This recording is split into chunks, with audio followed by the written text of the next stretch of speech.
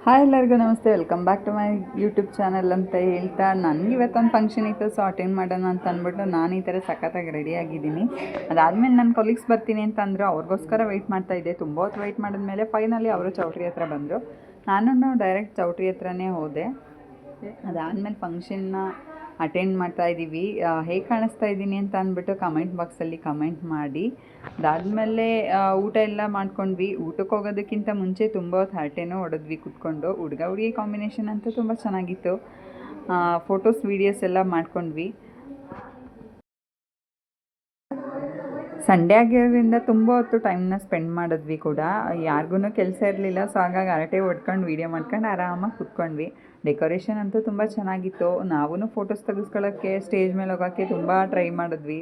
ಸ್ವಲ್ಪ ಕ್ರೌಡ್ ಇದ್ದಿದ್ದರಿಂದ ನಿಧಾನಕ್ಕೆ ಹತ್ಬಿಟ್ಟು ಹೋದ್ವಿ. ನನಗಂತೂ ಡೆಕೋರೇಷನ್ ನೋಡಿ ತುಂಬ ಇಂಪ್ರೆಸ್ ಆಯಿತು. ಏನೋ ಒಂಥರ ಯೂನಿಕ್ ಆಗಿತ್ತು ಅಂತಲೇ ಹೇಳ್ಬೋದು. ಅಲ್ಲಿಂದ ವಿಶ್ ಮಾಡಿ ಫೋಟೋಸ್ ಎಲ್ಲ ತೆಗೆಸ್ಕೊಂಡು ಫೋಟೋಸ್ ವೀಡಿಯೋಸ್ ಎಲ್ಲ ತೆಗೆಸ್ಕೊಂಡು ಅದಾದಮೇಲೆ ಸೀದಾ ನಾವು ಊಟದ ಕಡೆ ಬಂದ್ವಿ. ಊಟ ಅಂತೂ ಹೇಳಂಗೆ ಇಲ್ಲ, ತುಂಬ ಸಖತ್ತಾಗೇ ಇತ್ತು. ಇವತ್ತು ಡಯಟ್ನ ಬ್ರೇಕ್ ಮಾಡಿ ಸಿಕ್ಕಿದ್ನೆಲ್ಲ ತಿಂದಿದ್ದು ಆಯಿತು, ಟೇಸ್ಟ್ ನೋಡಿದ್ದು ಆಯಿತು. ಸ್ವೀಟ್ಸ್ ಅಂತೂ ತಿನ್ನಲೇಬಾರ್ದು ಅಂತ ಹೇಳಿದರು ನಮ್ಮ ಕೋಚು. ಅವ್ರದ್ದೇ ಫಂಕ್ಷನ್ಗೆ ಬಂದಿರೋದ್ರಿಂದ ಸ್ವೀಟ್ಸ್ನ ತಿಂದೇ ಬಿಟ್ವಿ. ಅದಾದಮೇಲೆ ಸ್ವಲ್ಪ ಹೊರಗಡೆ ಕೆಲಸ ಇತ್ತು. ಸೊ ಹಾಗಾಗಿ ನಾನು ಮತ್ತು ನನ್ನ ಫ್ರೆಂಡ್ ಇಬ್ಬರೂ ಹೊರಗಡೆ ಹೋದ್ವಿ. ಎಲ್ಗಪ್ಪ ಅಂತ ನೋಡ್ತಿದ್ದೀರಾ, ನಾನು ಸ್ವಲ್ಪ ಶಾಪಿಂಗ್ ಮಾಡಬೇಕಾಗಿತ್ತು. ಸೊ ಹಾಗಾಗಿ ಕರ್ಕೊಂಡು ಹೊರಟ್ವಿ. ನನ್ನ ಸೈಜಿಗೆ ಜೀನ್ಸ್ನ ಹುಡುಕಿ ಸಾಕಾಗೋಯ್ತು, ಸಿಗಲೇ ಇಲ್ಲ.